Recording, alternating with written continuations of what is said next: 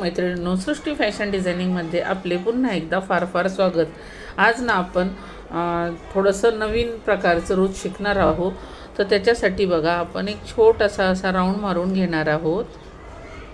या छोट्या राऊंडमध्ये आपण हे बघा 1 2 3 4 आणि ही एक 5 अशा 5 प्रकारच्या लाईन मारून घेतलेल्या आहेत। मग आपण थोडासा त्यालाच थोडासा मोठा राऊंड मारणार आहोत, हे बघा।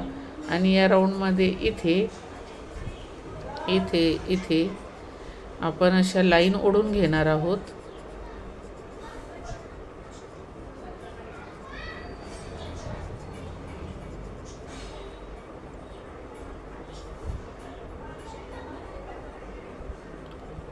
आणि ह्या लाईनच्या तिथे आपण हे बघा, आता आपण ह्या लाईन ओढल्या ना की याला आपण असा गोल राऊंड मारणार आहोत। इथे आडवं करणार आहोत, इथे हा एक गोल राऊंड मारायचा, इथे आडवं करायचं, इथे एक गोल राऊंड, असा अंडाकृती आकाराचा राऊंड थोडासा। हा इथे एक राऊंड, इथे एक राऊंड, हे बघा इथे एक राऊंड,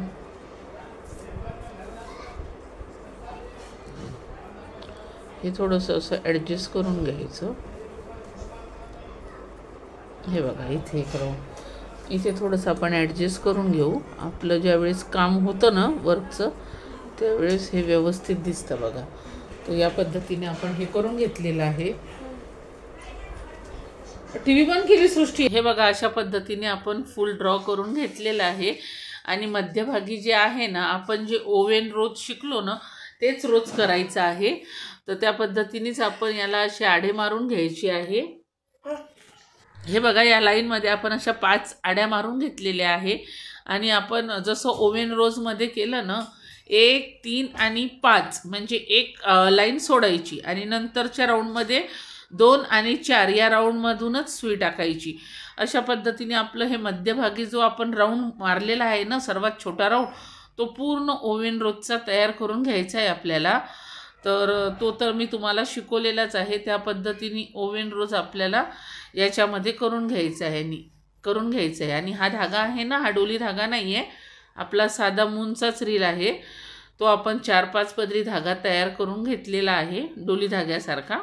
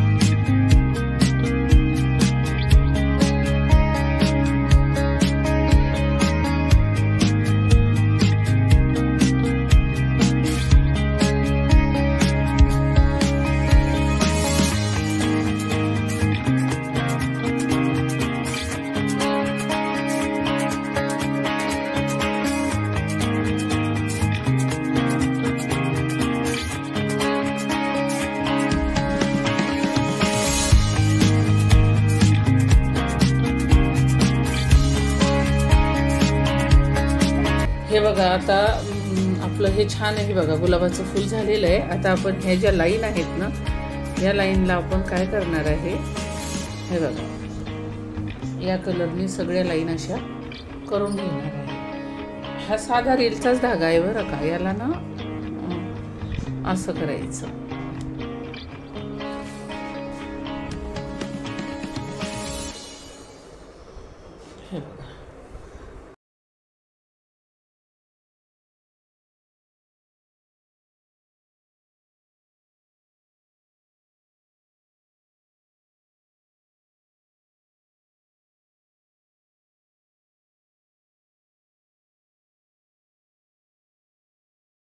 बघू शकता तुम्ही आपलं जे आतलं फूल आहे हे ओव्हन रोज आहे आणि आपण ज्या लाईन ड्रॉ केल्या होत्या त्या आपण थोड्याशा दाटसर विणलेल्या आहे.